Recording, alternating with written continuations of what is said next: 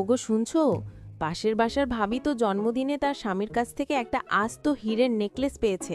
দেখেছো কি সুন্দর ঝিকমিক করছিল। আমারও তো সামনে জন্মদিন, তুমি আমাকে কি দেবে?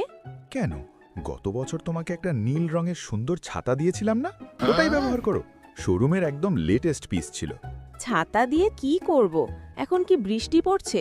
জন্মদিনে কেউ ছাতা দেয়? আর আমি কি ওটা পরে রোদে রোদে ঘুরবো? আরে বুদ্ধু, ওটাই তো আসল টেকনিক। তুমি যখন ওটা মাথায় দিয়ে বাইরে যাবে, রোদ থেকে তোমার গায়ের রংটা বাঁচবে, আর রোদ না লাগলে তোমার হীরের মতো উজ্জ্বল চেহারাটা পুড়ে যাবে না। হীরের নেকলেস তো শুধু গলায় থাকে, কিন্তু ছাতা তো তোমার পুরো শরীরকে হীরের মতো উজ্জ্বল রাখবে।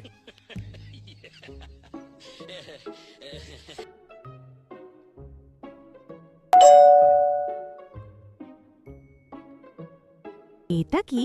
এতে কি গয়না আছে? না না, এটা ম্যাজিক স্প্রে। ওই যে ছাতাটা দিয়েছিলাম, ওটার হাতল যদি জং ধলে বা ময়লা হয়, এটা দিয়ে মুছে দিলেই আয়নার মতো চকচক করবে। একদম গ্যারেন্টি।